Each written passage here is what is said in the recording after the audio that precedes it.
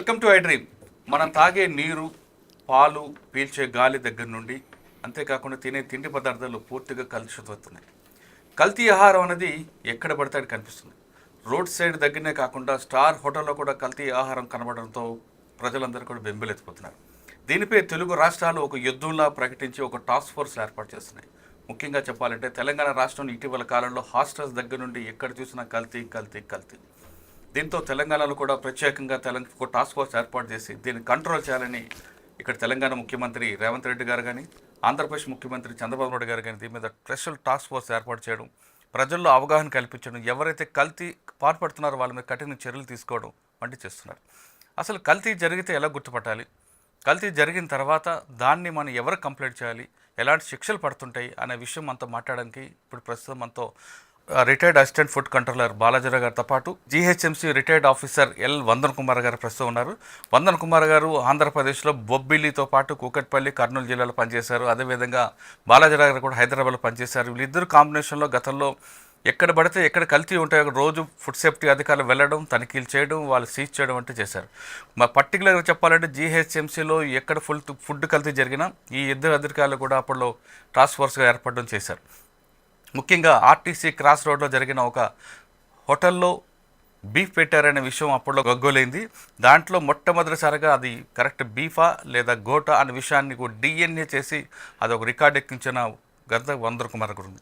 ప్రస్తుతం ఇద్దరిని అడిగి అసలు మనం తింటున్న ఫుడ్ కల్తీయా కాదా ఎలా కనుక్కోవాలి, అన్నిటి ప్రత్యేకంగా తీసుకోవాలంటే మనం కేవలం హోటల్స్లో వెళ్తుంటాం, కొంతమంది రోడ్ సైడ్ తింటుంటారు, ఫుడ్ కోర్ట్స్ ఎక్కువైపోయి స్ట్రీట్ ఫుడ్స్లో కూడా అటు తింటున్నప్పుడు ఎలా కంట్రోల్ చేయాలి, ఒకవేళ మనకి కల్తీ ఆహారం కనబడితే ఎవరికి ఫిర్యాదు చేయాలి, ఫిర్యాదు చేసిన తర్వాత ఎలా ఫాలోఅప్ చేయాలి విషయాన్ని ముందు బాలాజీ గారికి, వందన్ కుమార్ గారు అడుగుదాం. సార్ ఇందుకు నమస్తే అండి. సార్ వందన్ కుమార్ గారు నమస్తే అండి. సార్ గతంలో మీరు కూకట్పల్లి ఆ ప్రాంతాలు పనిచేస్తున్నప్పుడు కానీ సార్ పంజాగుట్ట ఏరియాలో ఉన్నప్పుడు ఫుడ్ కల్తీ మీద ఎక్కువగా టాస్క్ ఫోర్స్ ఏర్పాటు చేశారు. అసలు ఫుడ్ అనేది మనం ఎన్ని రకరకాలు చూస్తుంటాం. ఒక నూనె తీసుకుంటే స్టార్ హోటల్లో బాగా బాయిల్ అయిన నూనె తీసుకొచ్చి కింద వాళ్ళకి స్టార్ బీకి అమ్ముతాడు, స్టార్ బీలో బాగా బాయిల్ అయిన దాన్ని రోడ్ సైడ్ ఉన్న సీ హోటల్కి అమ్ముతుంటాడు. ఇన్ని రకాలుగా ఆయిల్ చేంజ్ అవుతుంటుంది. ఒక కేవలం ఆయిలే అని కాకుండా ఒక వరిపిండి కానీ, ఒక అల్లం వెల్లి పేస్ట్ అవ్వచ్చు, పాలు అవ్వచ్చు, అన్నీ కూడా కల్తీ అవుతుంది.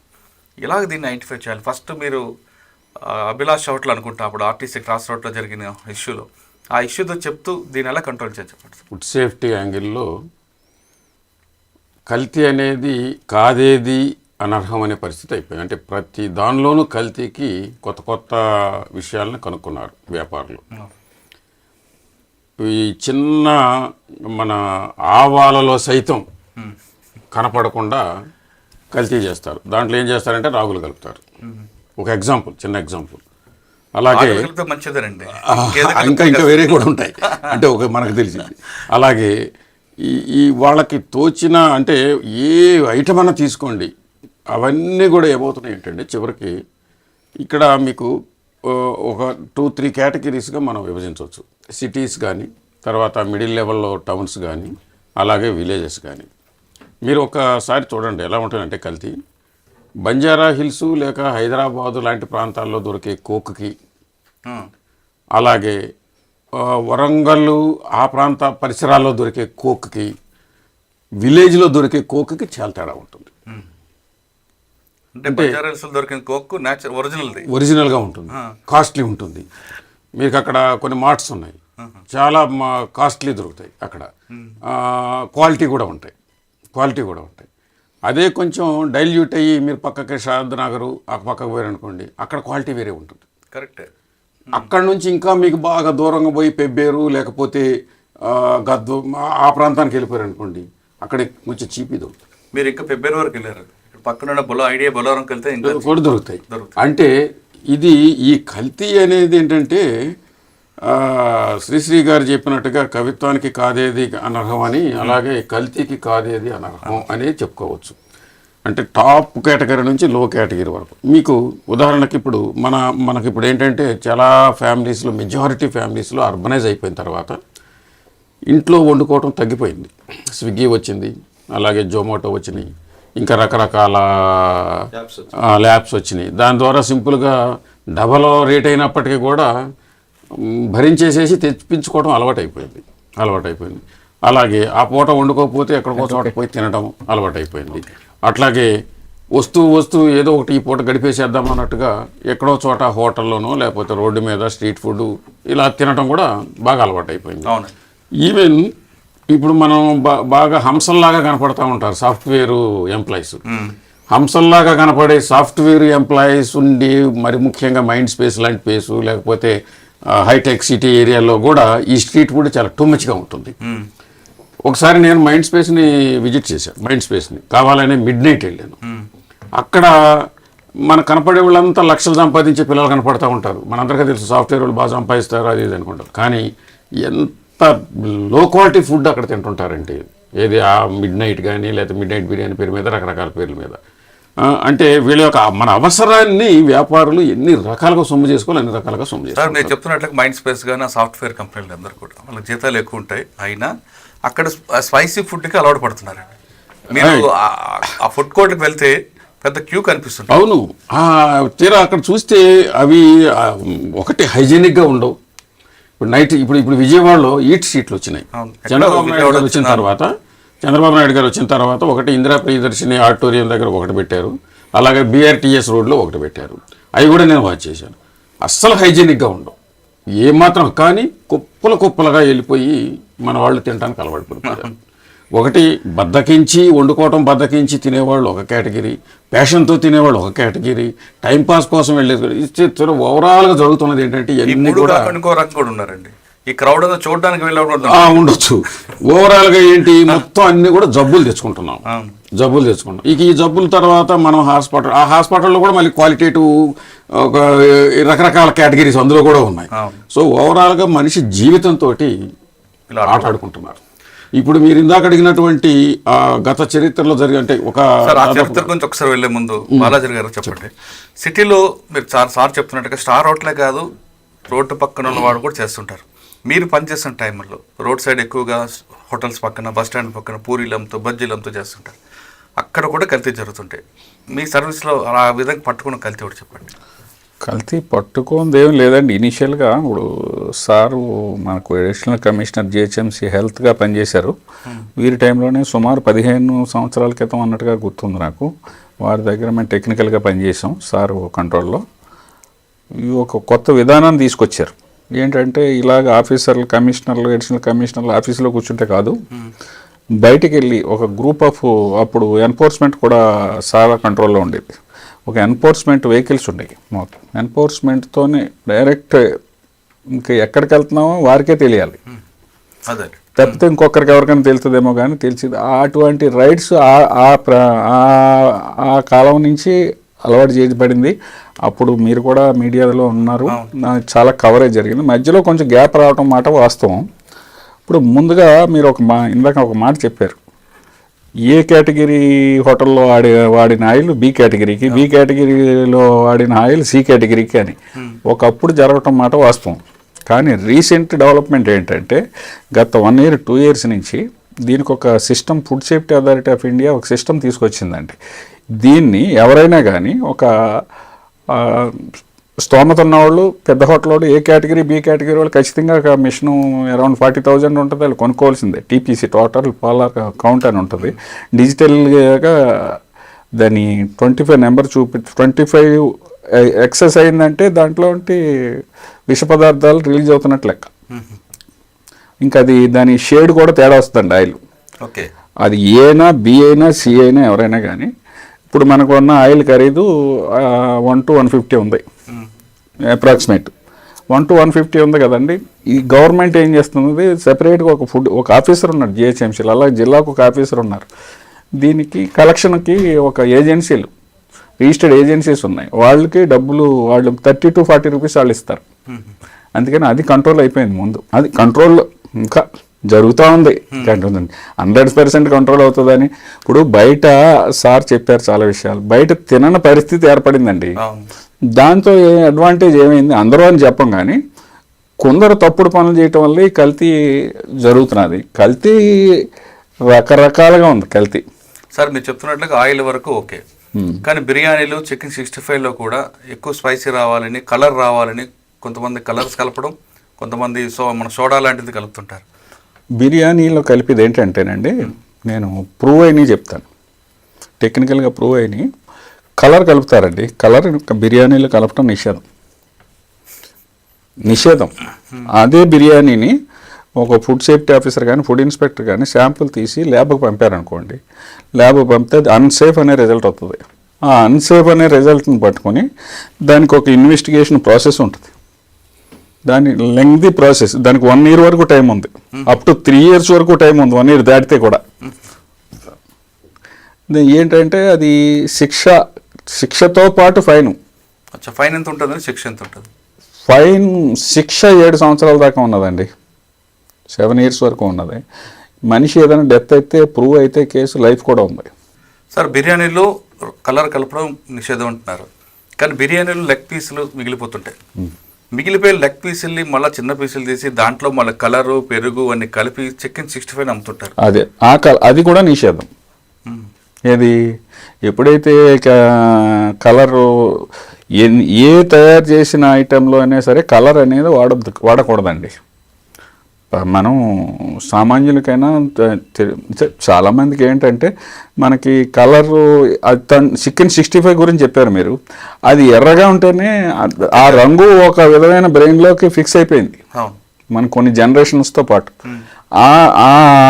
ఆ యొక్క విధానాన్ని మార్చుకోవాలని మనం ప్రజలకి కలర్ వేయకపోతే మేము తినము, కస్టమర్స్ రారని వాడు అంటారు. కానీ ఇప్పుడు దాని యొక్క ఎఫెక్ట్ తెలుస్తున్నప్పుడు అది లాంగ్ రన్లో ఇంటెస్టైనల్లో ఇబ్బందులు, క్యాన్సర్లు వచ్చే అవకాశం ఉన్నదండి. కలర్లు నిషేధించబడిన ఎందుకు సైంటిఫిక్ ప్యానెల్లో నిషేధించింది దాన్ని. సార్, సాధారణంగా హోటల్లో సోడియం కానీ సోడియం అంటాం కదా మనం, రెడ్ది సోడా లాంటిది, అది ఎంతవరకు కలపొచ్చండి? సోడా అంటారా, టేస్టింగ్ సాల్ట్ అంటారా? టేస్టింగ్ సాల్ట్ కొందరు డిక్లేర్ చేస్తారండి. ఇప్పుడు కొన్ని ప్రముఖ సంస్థలు ఉన్నాయి, బాగా అలవాటు పడిపోయిన లెగ్స్ పీస్లు, సంస్థ పేరు చెప్పాలో చెప్పకూడదో తెలియదు కానీ KFC లాంటి సంస్థలు వచ్చినాయి కదా, వాళ్ళకి కొంతవరకు అడ్మిసిబిలిటీ ఉంది.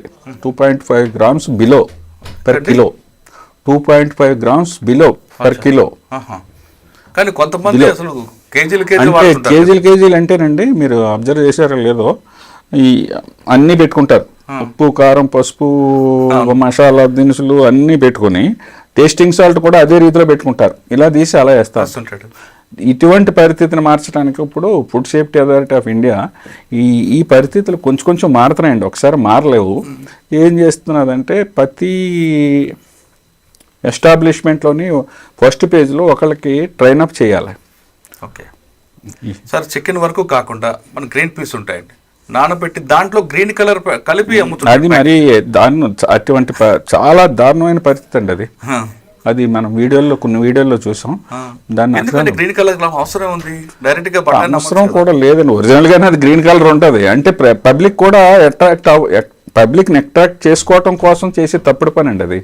ఓకే, దాన్ని అసలు మనం కూడా కొంత అబ్జర్వ్ చేసుకోవాలి. అంత షైనింగ్ వచ్చేసి ఏదైనా షైనింగ్ వచ్చేసి విపరీతమైన కలర్ అట్రాక్టివ్గా కనపడి కలర్గా కనపడిందంటే డెఫినెట్గా అది మనం కొనకపోవడం మంచిది. కరెక్టే, కానీ కొంతమంది షాపుల వాళ్ళు ఏమంటారు, హోటల్స్ వాళ్ళు చికెన్ 65 కానీ లెగ్ పీసులు కానీ లేదా కంప్లీట్ కోడి రెడ్ కలర్ కలిపి దానికి గుచ్చి బాగా కనబడితే కొంటారు, లేదా ఎవరు కొనరు అంటుంటారు. ఇప్పుడు ఆ ట్రెండ్ మారిందండి. మీరు అంటే ఇప్పుడు కొందరు అయితే ఇలా టేబుల్ మీద బోర్డు పెడుతున్నారండి, నో కలర్ నో, అంటే దాని పేరు అజినోమోటో అనేది, దాని ఒక సంస్థ పేరు టేస్టింగ్ సాల్ట్.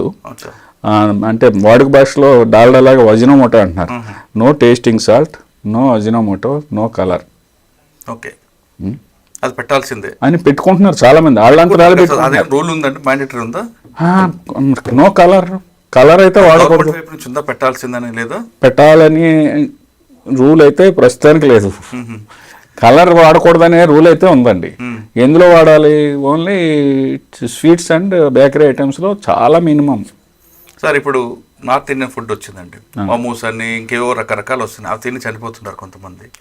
ఇప్పుడు apart from colours chemical contamination 2 రకాల కంటామినేషన్లు అండి మనం ఎఫెక్ట్ అయ్యేది. ఏంటంటే ఒకటి కెమికల్ కంటామినేషన్, అది ఇమీడియట్గా తెలియదు. కెమికల్ కంటామినేషన్ బాడీకి కానీ మనుషులకు కానీ ఇమీడియట్గా తెలియదు.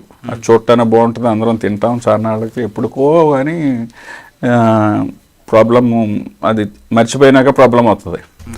అదే బ్యాక్టీరియాలజికల్ కంటామినేషన్ అంటే అపరిశుభ్ర వాతావరణంలో తయారు చేసింది. మీరు చెప్పారు మామోస్, పాడైపోయిన ఏదన్నా అంటే ఫ్రీజర్ కండిషన్స్, అంటే కూలింగ్ ఇన్ని ఇప్పుడు ఫ్రిడ్జ్లో ఉన్న ఐటమ్స్ ఎలా ఉండాలండి, 5 degrees కంటే తక్కువలో ఉండాలి.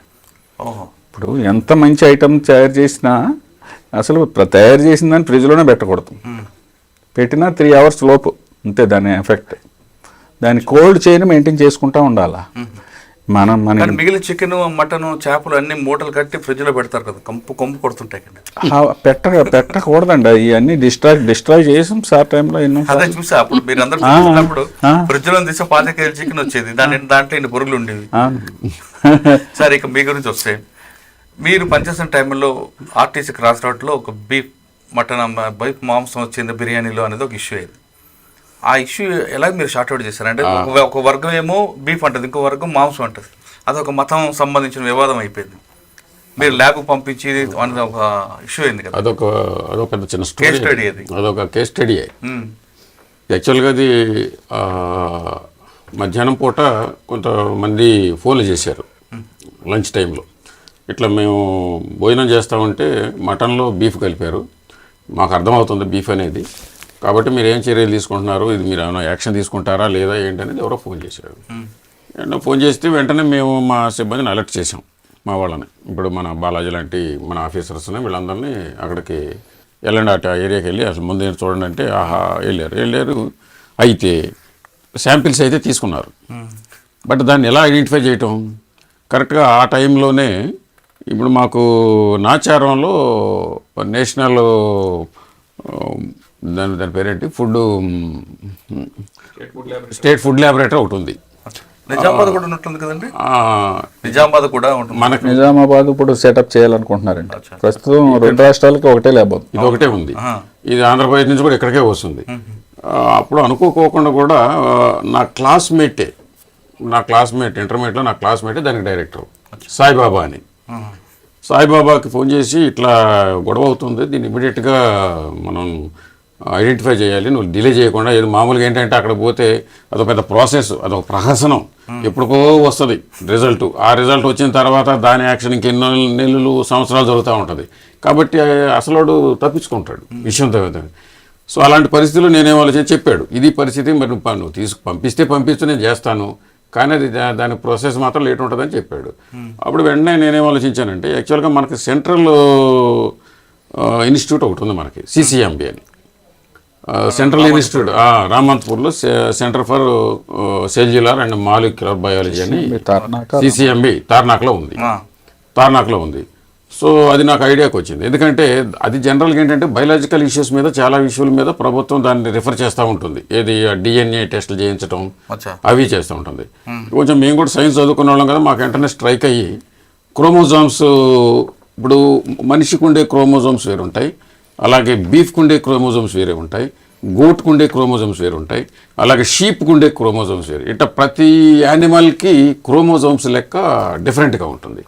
సో ఇది బాగానే ఉంటుందని ఐడియా వచ్చి ఏం చేసి వెంటనే సిసిఎంబికి, యాక్చువల్గా సిసిఎంబిలో అయితే నాకు ఎవరు పెద్ద పరిచయం ఏమి లేదు కానీ అప్పుడు, బట్ వెంటనే వాళ్ళకి ఫోన్ చేసి మా వాళ్ళని పంపించారు. మొత్తం ప్యాక్ అంతా తీసుకెళ్ళి అక్కడ వెరిఫై చేయాలి. వాళ్ళు ఏం చెప్పారు, సార్ ఇది గవర్నమెంట్ ఆఫ్ ఇండియాది, ముందు డీడీ కట్టాలి, డీడీ కట్టకుండా మరి చేయడానికి మాకు ఇబ్బంది అది ఏదో చెప్తే అప్పటికప్పుడు లేట్ లేకుండా ఒక 25,000 వాళ్ళు అడిగితే 25,000 వెంటనే డీడీ దించేసేసి ఇచ్చి పంపించేసి దాని సంగతి ఏంటో చూడమని చెప్పాం. సో ఓవరాల్గా ఆ క్రోమోజోమ్ టెస్ట్ ద్వారా అది ప్రూవ్ అయిపోయింది. మటను ప్లస్ బీఫ్ మిక్స్ అయింది అనేది ప్రూవ్ అవడంతోనే మనం బంద్ చేసేసాం, హోటల్ని క్లోజ్ చేసేసాం. హోటల్ని క్లోజ్ చేసి అప్పటి వరకు జరిగిన స్టోరీ కంటే హోటల్ క్లోజ్ చేసిన తర్వాత జరిగిన స్టోరీ డిఫరెంట్. విపరీతమైన ప్రెషర్ మొదలైంది ఎన్ని వైపుల నుంచి అంటే, even we received international calls also at that time.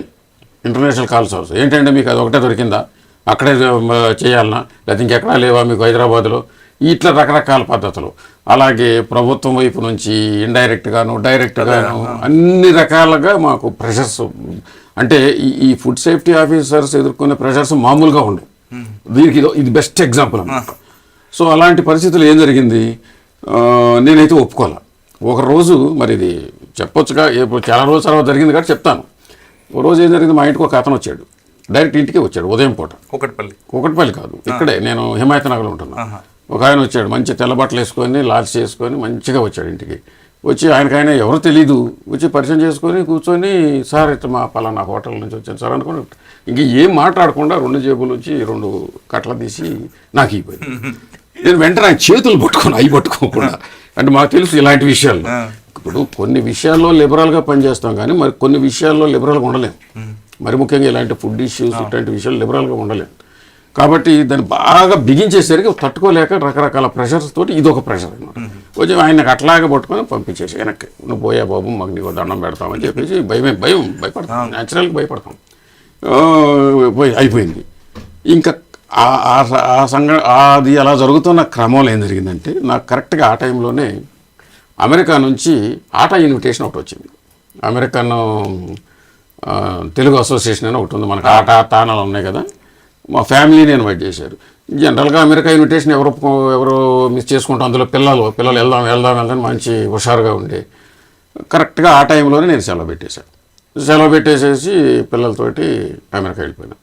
నేను వెళ్ళిన తర్వాత అక్కడి నుంచి నేను మళ్ళీ ఆన్లైన్లో పేపర్లు వాచ్ చేస్తా ఉన్నా, ఇది ఏం జరుగుతుందో తెలుసుకుందామని. అక్కడ మనకు ముందు వస్తుంది పేపర్, ఎందుకంటే ఇక్కడ అక్కడ ఇది కదా, కాబట్టి అక్కడ ముందు కనపడుతుంది పేపర్. మీకంటే ఇండియా కంటే కూడా అక్కడ తొందరగా చూడవచ్చు పేపర్ని. ఆ రకంగా ఆన్లైన్లో చూస్తూ ఉంటే ఆ న్యూస్ ఏమొచ్చిందంటే, శానిటేషన్ బాగాలేదు, ఇలాంటి టైంలో కమిషనరు సిటీ వదిలేసేసి మానాన్ని వదిలేసేసి వెళ్ళిపోయినాడు, ఇట్లాంటివి రాయించేసినారు. అంటే కొంత బ్లేమింగ్ స్టార్ట్ అయింది. అంటే ఏమీ దొరకలా వాళ్ళకి. ఇప్పుడు ఒక ఇది ట్రై చేశారు, అది కుదరలేదు. తర్వాత తాళాలు ఇవ్వమన్నారు, ఓపెన్ చేయమన్నారు, ఇవన్నీ ఏమీ యాక్సెప్ట్ చేయలేము. మేము చాలా స్ట్రింజెంట్గా ఉన్నాం ఆ విషయంలో. ఎందుకంటే ఇది ఒక మెసేజ్ పోవాలి పబ్లిక్కి, ఇలా జరుగుతుంది అనేది ఒక మెసేజ్ వెళ్ళాలని. ఆ స్ట్రింజెంట్గా ఉన్నందుకు రకరకాల ప్రయత్నాలు చేసేసి కుదరదు. నేను అమెరికా పోయి ఈ రకంగా, అంటే మరి నన్ను అక్కడ నుంచి తీసేయాలని ప్లాన్ చేసినట్టున్నారు. చూసి కొంచెం బాధపడ్డాను. ఫ్యామిలీతో వెళ్ళిపోయాడు అది ఇదని ఏదో రాశారు. అయిపోయింది కదా, సరే అది అయిపోయింది. నాకు మధ్యలోనే తెలిసిపోయింది విషయం. వచ్చేసరికి నా సీట్లో ఇంకొక ఆయన కూర్చున్నాడు. నేను వచ్చేసరికి ఆ 10 రోజులు 12 రోజులు నేను లేనిది, ఆ 12 రోజులు మొత్తం సీన్ అంతా మారిపోయింది. నా సీట్లో వేరే వ్యక్తి కూర్చున్నాడు. తర్వాత ఆ హోటల్ ఓపెన్ చేసి ఉంది. అప్పటిదాకా మేము బిగించి నెల రోజుల పైన బిగించి ఉన్నటువంటి హోటల్ మేము వచ్చేసరికి హోటల్ ఓపెన్ చేసాం. అంటే దీన్ని మీరు అన్నట్టుగా ఇది ఒక మంచి స్టడీ అనమాట. అంటే గట్టిగా పట్టుకున్న తర్వాత కూడా విడిచిపెడితే అటువంటి రెస్టారెంట్కి ఏం మెసేజ్ పోద్దండి, ఏమైనా చేయొచ్చు కదా అనుకోవచ్చు. అంతే కదా, అందుకే కదా ఇప్పుడు నేను ఇందాకనే చెప్పాను, కొన్ని విషయాల్లో ఆఫీసర్స్ లిబరల్గా ఉండొచ్చు, కొన్ని విషయాల్లో చాలా సీరియస్గా ఉండాలి. ఇది ఏంటంటే డైరెక్ట్ హెల్త్ ప్రాబ్లం కదా, డైరెక్ట్ కన్జ్యూమింగ్ హెల్త్. ఇప్పుడు అదొకటి. ఇంకోటి ఏంటి, హిందూస్కో సెంటిమెంట్ ఉంటుంది, ముస్లిమ్స్కో సెంటిమెంట్ ఉంటుంది, క్రిస్టియన్స్ ఇంకోటి ఇలా ఉంటారు. ఇక్కడ ఏంటి, ఈ సెంటిమెంట్ కూడా కలగాపులం అయిపోయింది. ఏది హోటల్లో ఫుడ్ విషయంలో. మళ్ళీ అదొక న్యూసెన్స్, అది కొత్త హైదరాబాద్ ఒక పెద్ద సమస్య కదా, కమ్యూనల్ ఇష్యూస్లో కదా. కాబట్టి మేము అక్కడ ఏమాత్రం కొంచెం లూజ్గా ఉన్నా కానీ ఇష్యూ చాలా ఫ్లేరప్ అయిపోతుంది. అయితే దురదృష్టవశాత్తు ఏంటి, మేము గట్టిగా ఉన్నాం కానీ ఉండాల్సిన వాళ్ళు గట్టిగా లేరు, దాన్ని వదిలేశారు. సో ఇట్లాంటి ప్రెషర్స్ని ఎదుర్కొని పనిచేయాల్సి ఉంటుంది ఆఫీసర్లు ఈ విషయంలో. అయితే నేను అదే టైంలో ఒక విషయం అబ్జర్వ్ చేశాను. అక్కడ లాస్ ఏంజల్స్లో రైతు మార్కెట్, అక్కడ కూడా మన రైతు బజార్ లాంటిది ఒకటి ఉంటుంది, ఫార్మర్స్ మార్కెట్ అని. అప్పుడే నేను ఫోటో కూడా తీసుకున్నాను. నేను అప్పుడు అక్కడ చాలా క్లియర్గా ప్రతి స్టాల్ ముందు ఒక ఈ మాత్రం సైజు ఒక నోటీస్ బోర్డు లాంటిది పెట్టి ఉంటుంది. అందులో ఉంటుంది అనమాట ఫుడ్ క్వాలిటీ, దాని జెన్యూనిటీ, దాంట్లో ఇందాక మనం డిస్కస్ చేసాం కదా, కలర్స్ ఉన్నాయా లేకపోతే ఇంకోటి వేశారు, ఇవన్నీ కూడా చాలా పర్ఫెక్ట్గా కనపడే. రైతు మార్కెట్ అంటే అక్కడ ఆల్మోస్ట్ టాప్ కేటరీ ఏం కాదు, అది టాప్ కేటగిరీ ఏం కాదు, అది స్ట్రీట్ ఫుడ్ లాంటిది. అది అలాంటి చోట కూడా అంత జాగ్రత్తలు తీసుకున్న సందర్భం చూసాం. బట్ దురదృష్టవశాత్తు ఏంటంటే అప్పటికి ఇంకా FSI యాక్ట్ కూడా రాలేదు మన భారతదేశంలో. మనం దాన్ని డైరెక్ట్గా ఇంప్లిమెంట్ చేయడానికి అంత అవకాశం ఉండేది కాదు.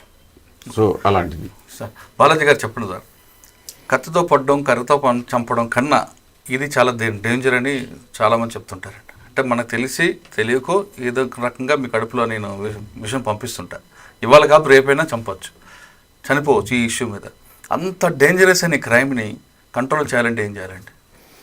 కంట్రోల్ అంటేనండి, చట్టం పకడ్బందీగానే ఉందండి. చట్టంలో నిబంధనలు పకడ్బందీగానే ఉన్నాయి. దీనికి ఈ ఆహార కల్తీలో 3 రకాల అడల్ట్రేషన్కి అంటే చట్టం నిర్వచించబడింది. 1 అన్సేఫ్, 2 సబ్స్టాండర్డ్, 3 మిస్బ్రాండెడ్. అన్సేఫ్ అంటే ఇందాక మనం డిస్కస్ చేసిన కలర్, అంటే అనుమతి అది ఏ కలర్ వాడకూడదు. అలాగే ఏది ఫుడ్ కలర్స్ వాడద్దు.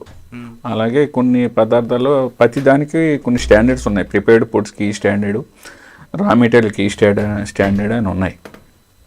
అలాగే కొన్ని కెమికల్ కంటామినేషన్ కూడా కొద్దిగా మించి ఉండకూడదండి కొన్ని ఐటమ్స్లో, ప్రిపేర్డ్ ఐటమ్స్లో కానీ ఇంకో రా ఐటమ్స్లో కానీ. అలాగే పుచ్చిపోయిన పురుగులు అవి కూడా ఎక్కువ శాతం, ఏదో కొన్నిట్లో పప్పులాట్లో 1% 2% అలౌడ్, వాటిలో ఎక్స్క్రీటా కానీ ఇవన్నీ కూడా మనిషి ఆరోగ్యానికి చెడ్డని చెప్పి అన్సేఫ్ అనే పదం నిర్వచించారు. ఆ అన్సేఫ్ తర్వాత సబ్ స్టాండర్డ్ ఉన్న ప్రతిదానికి ఒక స్టాండర్డ్ ఉంటుంది. ప్రతి ఐటెంకి ఒక స్టాండర్డ్ ఎక్స్పర్ట్ కమిటీ ఇచ్చి చట్టంలో పొందుపరిచారు. మనం తిని ప్రతి ఐటెంకి ఒక స్టాండర్డ్ ఉంటుంది. ఆ స్టాండర్డ్ ఉన్నదా లేదా, దానికంటే తక్కువ స్టాండర్డ్ ఉన్నా, ఏదైనా ఇతరత్ర ఒక ఐటమ్ ఉన్నదండి, ఆవాలు ఉన్నాయి, ఆవాల్లో ఏది కలపకూడదండి. ఆవాలే, అందులో కలర్ వేయకూడదు, ఇంకోటి కలపకూడదు, ఎందులోని కలపకూడదు, దానికే. దాని సబ్ స్టాండర్డ్ అండి. 3వది మిస్బ్రాండెడ్.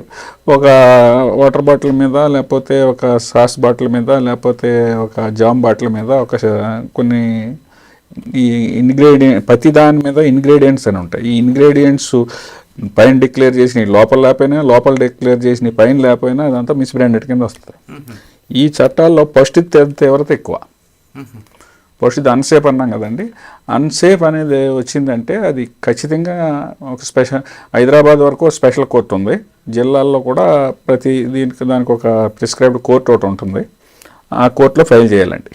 ఈ ఫైల్ చేయడానికి ముందు చాలా ప్రాసెస్ ఉన్నది.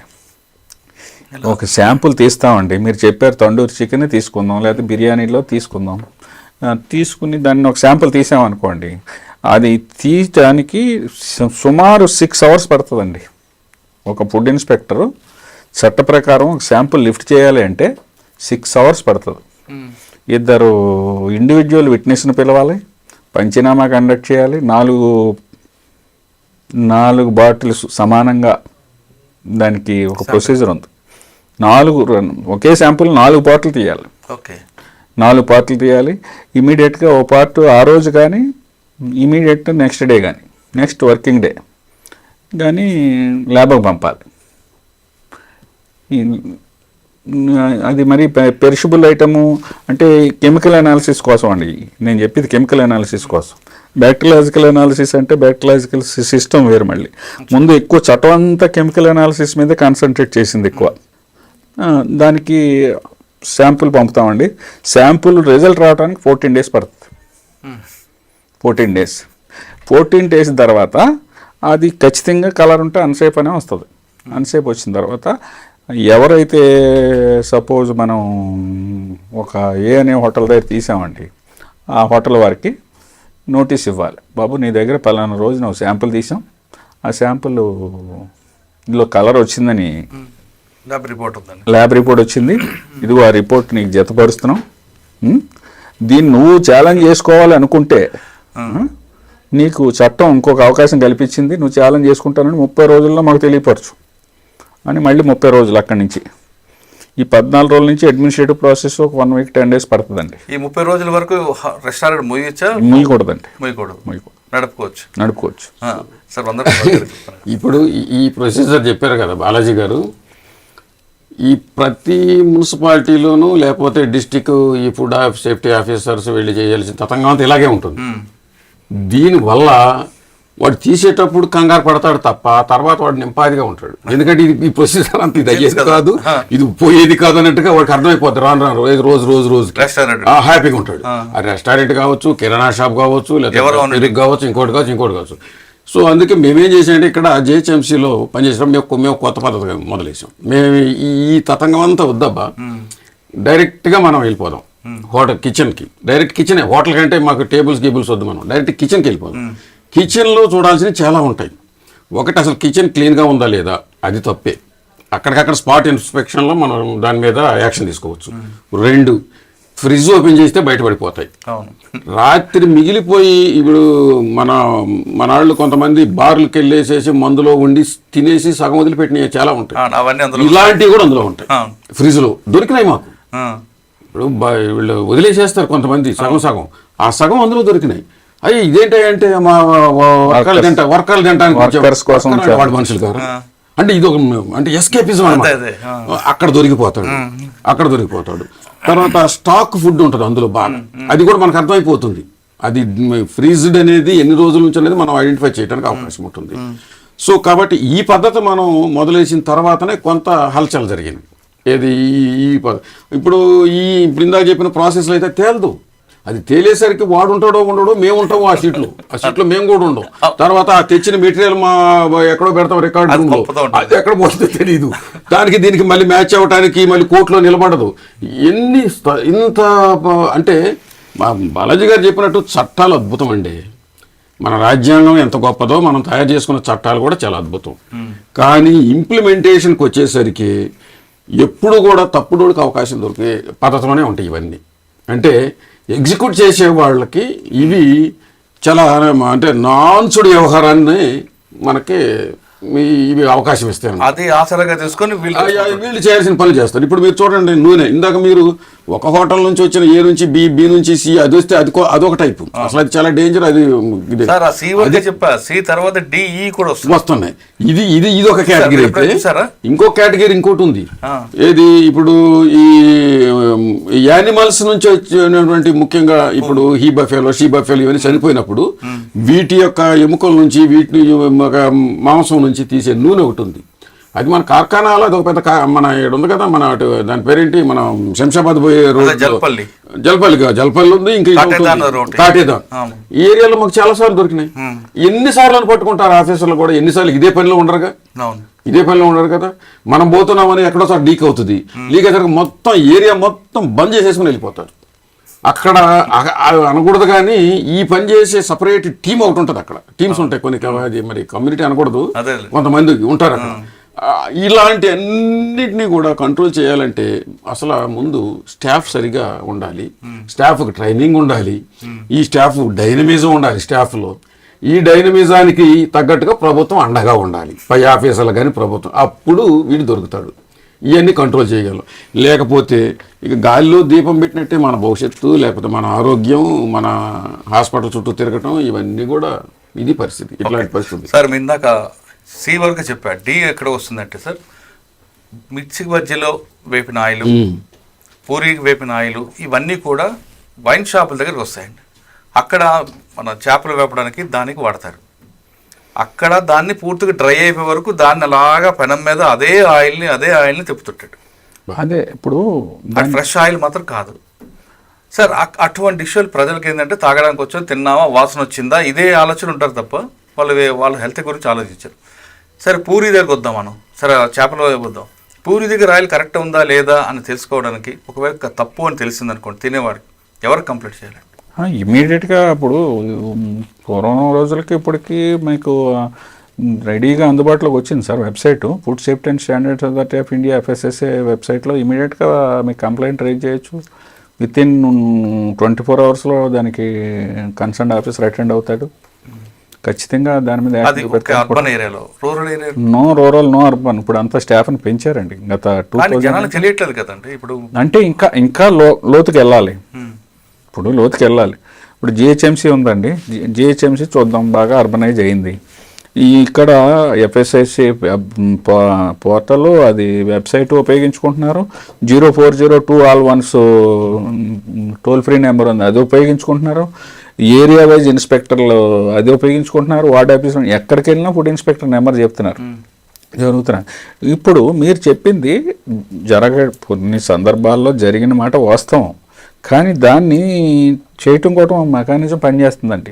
ముఖ్యంగా ఆయిల్ ఆయిల్ కోసం సెపరేట్గా ఇప్పుడు మనం ఇప్పటికి 15 నుంచి 20,000 లీటర్లు మనకు కొంటున్నాం. ఇది FSSA కొంటుంది. ఒక ఫుడ్ సేఫ్టీ ఆఫీసర్ స్పెషల్గా దీనికోసం ఆయన డ్యూటీ చేస్తూ ఆయన ఒక నోడల్ ఆఫీసర్ కింద ఉన్నారు. కొన్ని ఏజెన్సీలు వర్క్ చేస్తున్నాయి. ఒక్కసారి టైప్ నెట్లోకి వెళ్ళాక వాళ్ళే అలవాటు అయిపోతున్నది. ఎక్కడైనా ఇటువంటిది అబ్జర్వ్ చేస్తే మాత్రం ఇప్పుడు ఇందాక చెప్పుకున్నట్టు ఈ కేసులు చట్టం ఉన్నది, చట్ట పరిధిలో చేసుకుంటూ పోయినా కానీ ఇంకొక ముఖ్య విషయం ఏంటంటే మనకి కొన్ని తర్వాత ఏంటంటే ఈ కేసులు పెడితే సంవత్సరాల తరబడి తర్వాత పబ్లిక్కి మర్చిపోతారు. అవునండి. అందుచేత అప్పుడు సార్ ఉన్నప్పుడు కూడా బైలాస్ తీసాం, కొన్ని బైలాస్ తీసాం. మాకు ఎప్పుడో the HMC bylaws for the regulation of eating houses or hotels 1973 అని 73లో 37 బైలాస్ ఆ రోజుల్లోనే పెట్టారండి. అందులో 36వ బైలా ప్రకారం ఏదైనా అనారోగ్యమైన పరిస్థితి ఉంటే కార్పొరేషన్ కమిషనర్ గారు అంటే GHMC చట్టంలో ఉంది. ఆ చట్టాన్ని చాలా మట్లకి కార్పొరేషన్లకు పెట్టారు. ఇప్పుడు మళ్ళీ స్పెషల్గా కార్పొరేషన్ చట్టం వేరేగా వచ్చినట్టు ఉంది. GHMC అయితే అలాగే ఉంది. ఆ చట్ట ప్రకారం మూసేసే అధికారం సంబంధిత ఆఫీసర్కి ఉందండి, అంటే కమిషనర్ గారి డెలిగేషన్తో. సార్ ఇప్పుడు ఇదే విషయం మీద శిక్షలు వేయాలంటే ఏం చేయాలి, కేసులు పెడితే ఎవరు కంప్లైంట్ ఇవ్వాలి, ఒకవేళ కేసు పెడితే ఎంత శిక్ష పడుతుంది అనే విషయం మనతో మాట్లాడడానికి అడ్వకేట్ ప్రేమచంద్ర గారు లైన్లో ఉన్నారు. సార్ నాడు తెలుసుకుందాం. సార్ ఇప్పుడు మన డిస్కషన్లో బాలాజీరావు గారు ఉన్నారు, వందన్ కుమార్ గారు ఉన్నారండి.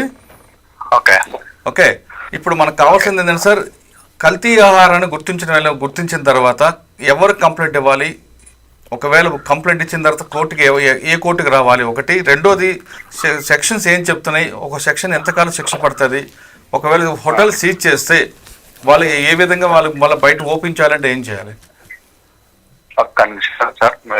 ఓకే సార్, అడ్వకేట్ గారు చెప్పే ముందు ఇప్పుడు కొన్ని ఇంత మరి చెప్తున్న ప్రాసెస్కి అసలు మన GHMCలో కానీ మున్సిపాలిటీలో కానీ అంత స్టాఫ్ ఉందంటారా? ప్రస్తుతం అంటే 2000 సంవత్సరం అంటే 2020 బిఫోర్కి ఇప్పటికి చాలా పెరిగిందండి. అంతకుముందు 3 ఉండేటోళ్ళం, ఇప్పుడు 26 వచ్చారు. స్టేట్లో కూడా చాలా తక్కువ ఉండేవారు.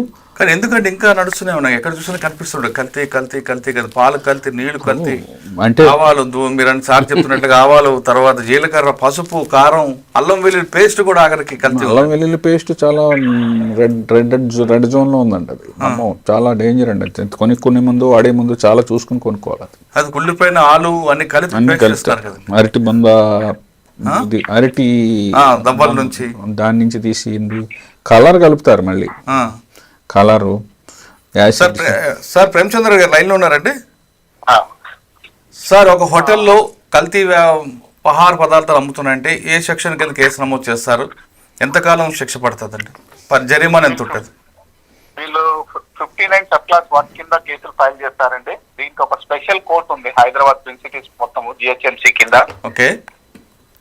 సో ఇక్కడ మన GHMC ఏరియాలో జరిగిన కేసులన్నీ కూడా GHMCలో స్పెషల్ కోర్టుకు వస్తాయి, ఫస్ట్ మెట్రోపాలిటన్ మేజిస్ట్రేట్ కిందకి వస్తాయి. ఓకే. సో రిమైనింగ్ జిల్లాలలో అన్ని కూడా జిల్లాలో ఉన్న మున్సిపల్ కోర్ట్స్కి వెళ్తాయండి, JFCM కోర్ట్స్కి వెళ్తుంటాయి, special first class magistrate courts కిందకి వెళ్తుంటాయి. దీంట్లో పనిష్మెంట్ ఏముందంటే సబ్ స్టాండర్డ్ ఏదైతే ఉంటుందో దీని కింద అన్సేఫ్ ఫుడ్ వస్తే మాత్రము మినిమం అంటే పనిష్మెంట్ వచ్చి 6 months to 1 lakh rupees 59 sub class 1 ప్రకారము.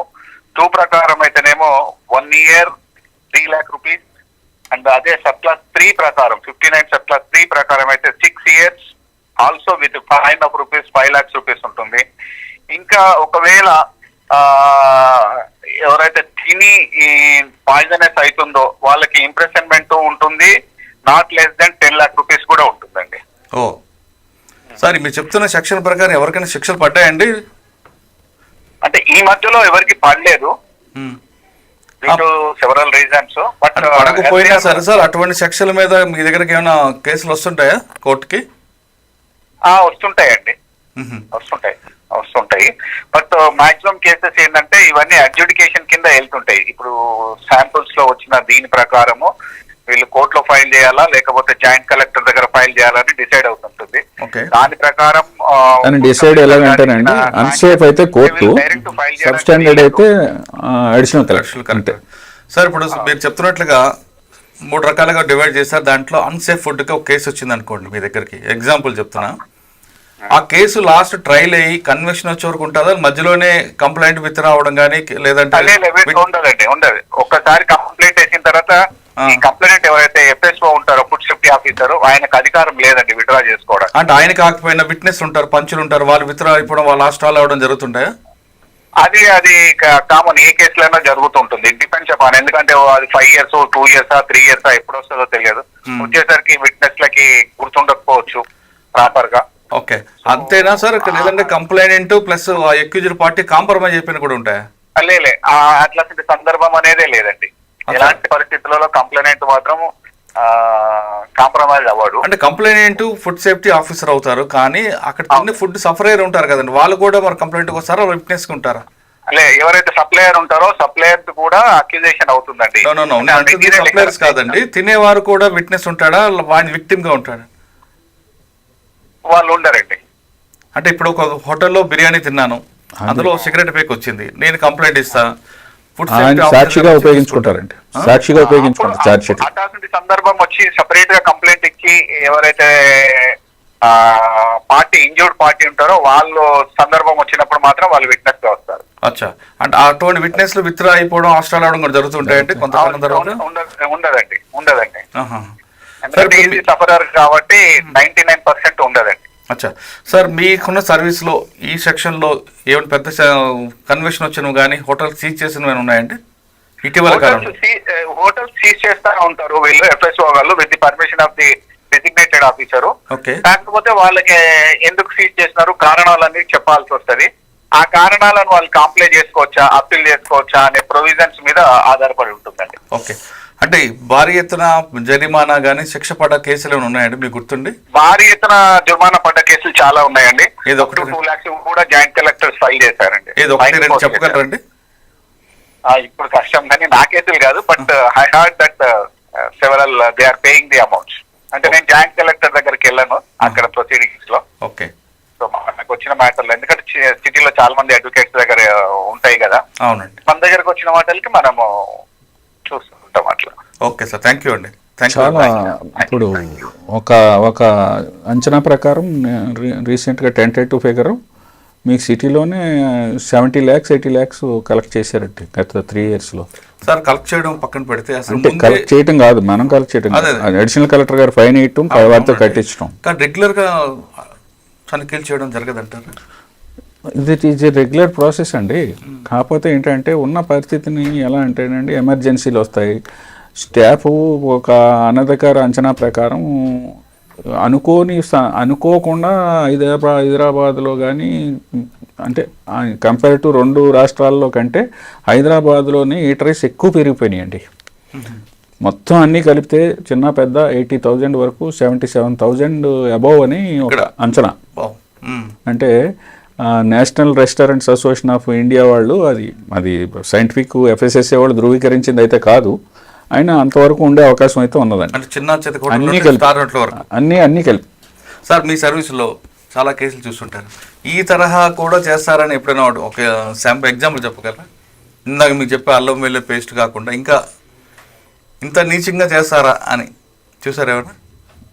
నీచం అంటే అపరిశుభ్రత అనేది, ఇప్పుడు ఒక 20 ఇన్స్పెక్షన్లు చేసామనుకోండి సార్ ఈ నెలలో, పోనీ ఒక 50 ఇన్స్పెక్షన్ చేసామనుకోండి, 45 అపరిశుభ్రంగానే ఉంటాయండి. అపరిశుభ్రత మెయిన్. ఇంకా కొన్ని చెప్పకూడదండి, ఈ మీరు చెప్పినట్టు కొన్ని ఈ బజ్జీలు బళ్ళు ఇప్పుడు కొంచెం తగ్గిందిలేండి. నేను చెప్పేది ఎప్పుడో బాగా ఉదాహరణ, అందులో పురుగులు ఉంటాం. ఇప్పుడు పురుగుని పట్టించుకోరండి కొందరు, పురుగులు ఉంటాయి, మళ్ళీ సరుకు తెచ్చి అందులోనే డంప్ చేస్తాడు, మళ్ళీ అదే తీసి మళ్ళీ అదే వాడతాడు. అది ఒకసారి క్లీన్ చేసుకుందాం ఆ డబ్బాని, దాని ఖరీదు కూడా ఎంత ఉండదు. వాళ్ళు చేసి బిజినెస్ కనీసం రోజుకి 20,000 అమ్ముతాడు, 30,000 అమ్ముతాడు, ₹1,00,000 అమ్మొచ్చు, 10,000 అమ్మొచ్చు, దాని ఖరీదు 200 ఉంటుంది. దాని మీద కాన్సెప్ట్ లేదు. అందుకనే ఇప్పుడు food safety authority of India ఏం చేసిందండి, స్ట్రీట్ ఫుడ్ వెండర్స్కి సెపరేట్ ట్రైనింగ్, హోటలీర్స్కి సెపరేట్ ట్రైనింగ్, అందరికీ ఒక ట్రైనప్ చేసి గ్రూపులుగా ఈరోజు మార్నింగ్ కూడా శంషాబాద్లో ఫుడ్ సేఫ్టీ కమిషనర్ గారు శంషాబాద్ దగ్గర ఒక ట్రైనింగ్ సెషన్ ఓపెన్ చేసి వచ్చారు. దాని మీద అంతవరకు ఓకే, కానీ కష్టం. కన్జ్యూమర్ కూడా అవగాహన పెంచాలి కదా. మరి ఇదంతా అవగాహనే కదండి. ఇప్పుడు ఎవరికంటే హోటల్ వాళ్ళు కాకుండా పబ్లిక్ కూడా మీరు ఇది తినచ్చు, ఇది తినకూడదు, ఇందులోకి కల్తీ ఉంటుంది. అది ఇది మంచి ఐడియా. ఇప్పుడు ఈ కన్జ్యూమర్కి ఇది తినాలి, ఇది తినకూడదు అని అది కొంచెం పబ్లిక్ నుంచి కూడా కొంచెం రెస్పాన్స్ ఉండాలండి. గవర్నమెంట్ నుంచి కూడా అవగాహన కల్పించాలి. ముందు అంటే ఫస్ట్ ఫేజ్ ఏం చెప్తే, ఫస్ట్ ఫేజ్లో ఏంటంటే ముందు అసలు తప్పు జరగకుండా చూద్దామని, తప్పు జరగకుండా చూద్దామని. ఎందుకంటే విపరీతమైన కంప్లైనింగ్ ప్రయారిటీ ఇస్తున్నా తప్ప ఎడ్యుకేషన్ ఇవ్వట్లేదు. ఇవ్వాలండి దానికి కూడా. పబ్లిక్కి మీరు కొన్ని జిల్లాల్లో చూసారో లేదో, నేను రీసెంట్గా 3 రోజుల క్రితం గుంటూరు వెళ్ళాను, నా దగ్గర ఉంది. అసలు ఏంటి ఈ చట్టం ఏం చెప్తుంది, మీకేమి ఇది ఉన్నది, అది ఇంకా పబ్లిక్కి తీసుకెళ్ళాలండి. ఆఫీస్ బయటే పెద్ద బోర్డు ఉంటుంది. అలాగే ఈ ఐఈసీ ఉంటుంది కదా, ఐఈసీ యాక్టివిటీస్ కూడా చాలా డబ్బులు ఖర్చు పెడుతున్నారు.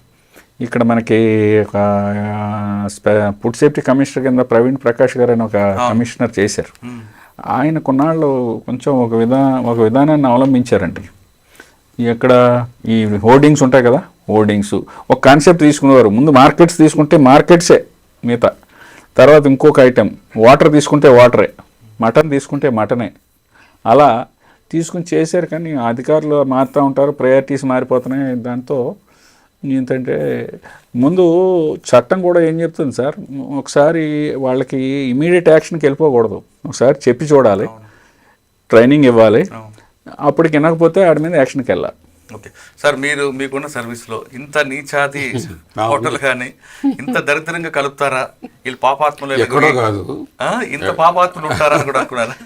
మీకు చెప్తే ఆశ్చర్యం వేస్తారు, పేరు చెప్పనులే, ఎందుకంటే మళ్ళీ వాళ్ళకి ఇప్పుడు వాళ్ళు గోలు పెట్టేస్తారు. సీఎం క్యాంప్ ఆఫీస్ తెలుసు కదా మనకి అందరికి, ఇక్కడ హైదరాబాద్. సీఎం క్యాంప్ ఆఫీస్ అంటే ఎక్కడ, మన సోమాజిగూడ మధ్యలో ఉంటుంది. దాని దగ్గరలోనే చాలా బ్రాండెడ్ హోటల్ స్వీట్ హోమ్. వెళితే ఇప్పుడు ఏం చేస్తారంటే ప్రతి ఫుడ్కి పలానా డేట్ వరకు వాడొచ్చని ఈ మధ్య స్టిక్కర్లు పెడుతున్నారు. అప్పుడు కూడా ఉండే స్టిక్కర్లు, ఏది సపోజ్ ఈరోజు 28వ తారీఖు, 4వ తారీఖు వరకు తినొచ్చని దాని మీద మనం కొనుక్కునే ముందు ఆడ ఆ బోర్డు దగ్గర ఉంటుంది. ఆ 4వ తారీఖు తర్వాత పారేయాలి కదా, 4వ తారీఖు తర్వాత అవన్నీ కలిపి మిక్స్ చేసి మళ్ళీ మెటీరియల్ తయారు చేస్తున్నారు. అది దొరికింది. అది కూడా బ్రాండెడ్ అని చెప్పుకుని మిగిలిపోయింది అంతా కూడా ఫంగస్ వస్తుంది కదా, మిక్స్ చేసి దాన్ని మొత్తం ఎక్స్పైర్డ్ అయిపోయినాయి అన్ని ఫంగస్ రావు. ఆ ప్రాక్టీస్ చాలా మంది తప్పుడు మనుషులు చేస్తున్నారు. ఎండిపోయి ఉంటాయి, దాన్ని యాక్చువల్ తినకూడదు, కానీ దాన్ని మళ్ళీ ఫ్రెష్గా తయారు చేస్తున్నారు. అది చూసాం.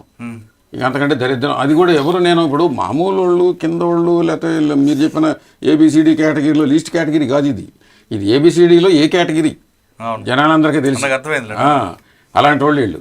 తర్వాత అదే చోట అబాండెడ్ టాయిలెట్లో, అంటే వదిలేసినటువంటి టాయిలెట్లో పిండి మరబెట్టుకొని అక్కడ దీనికి సంబంధించిన చేస్తున్నారు. కలర్డ్ జిలేబీ ఉంటుంది కదా, అదేంటంటారు ఫేమస్ స్వీటు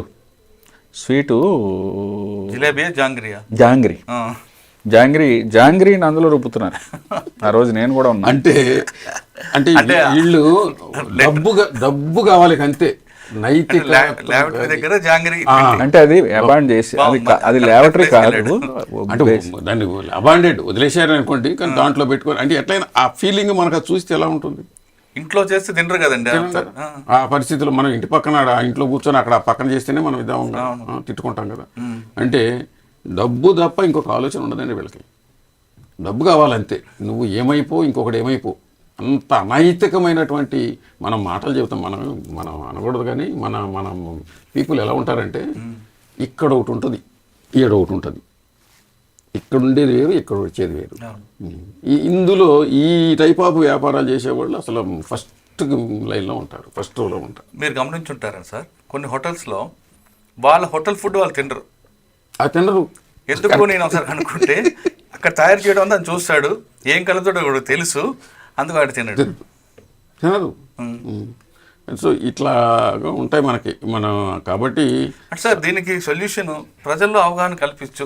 Yes. అంటే ఎన్ఫోర్స్మెంట్ చేస్తుండాలి ఓ పక్కన ఎడ్యుకేషన్ చేస్తే రెండు జరగాలి. ఇవాళ కాకపోయినా రేపటికైనా ప్రజల నుంచి కూడా ఇప్పుడు ఇది ప్రజలు రావాలండి. అంటే వాళ్ళు సార్ ఇప్పుడు మీ దగ్గర సార్ చెప్తున్నట్లుగా అంటే యూత్ ఉన్నారు కదండి, ఇప్పుడు అందరూ highly educated.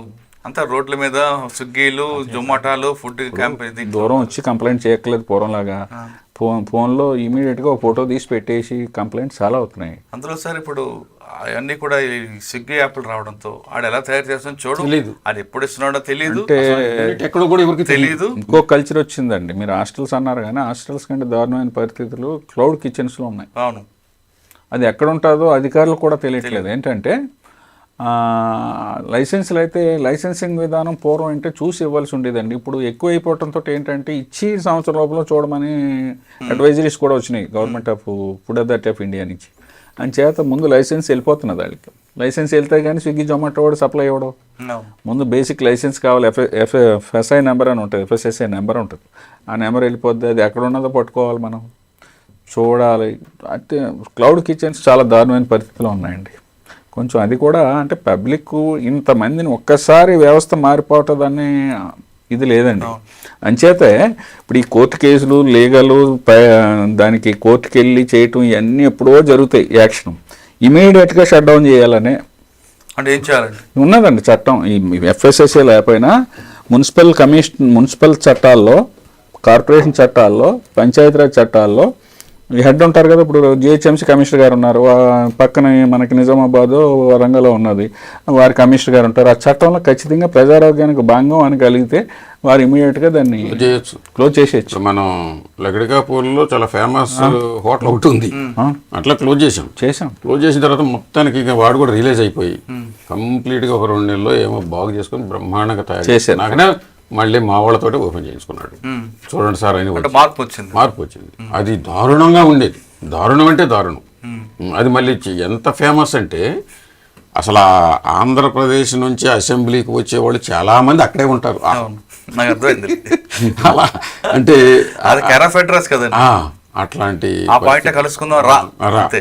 అది సో చేయాలంటే సార్ చిత్తశుద్ధి ఉండాలి.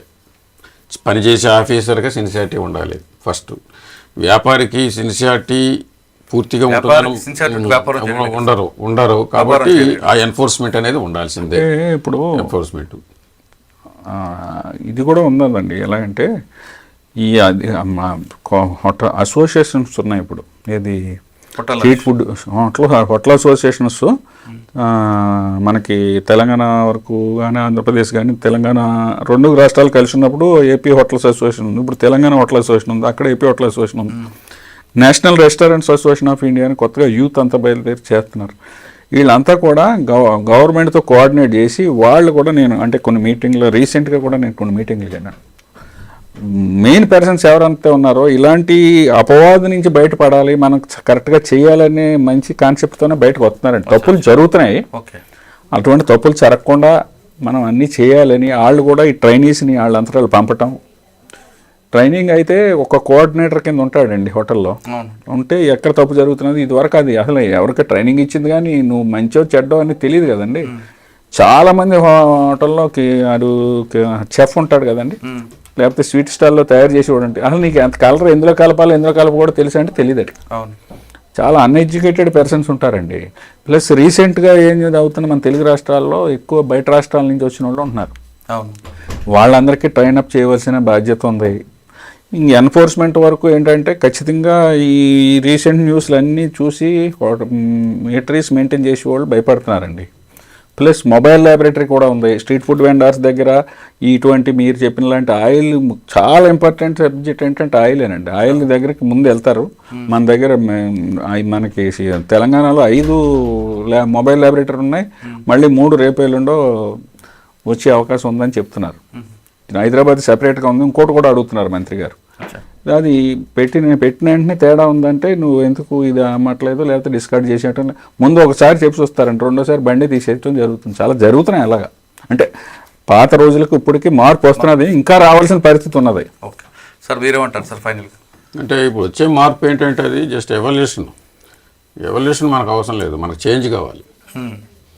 చేంజ్ అంటే సడన్గా రోజు రాత్రి రాకపోవచ్చు కానీ బట్ దాన్ని ఫోర్స్ఫుల్గా మాత్రం చేయాల్సిన అవసరం అయితే ఉంటుంది. కారణం ఏంటంటే అశుభ్రత అనేది చాలామందికి శుభ్రత అంటే అసలు ఏంటో తెలియదు. ఈవెన్ అది ఇంటి దగ్గర నుంచి వ్యాపారాల దాకా కూడా అలాంటి పరిస్థితులే ఉన్నాయి. కాబట్టి హోటల్లో కొన్ని కంపల్సరీ మినిమమ్ పాటించాలి. చేతులకు గ్లౌజ్ వేసుకోవడం కానీ, అలాగే వెంట్రుకలు పడకుండా చేయటం కానీ, అలాగే డిసీజెస్ కానీ ఏమీ లేకుండా ఇట్లాంటివన్నిటి కూడా కొంచెం వాళ్ళకి ప్రతి హోటల్కి చెప్పగలిగి ప్రతి హోటల్ని కొంచెం కంట్రోల్లో పెట్టుకొని వాచ్ చేయగలిగే పరిస్థితులు.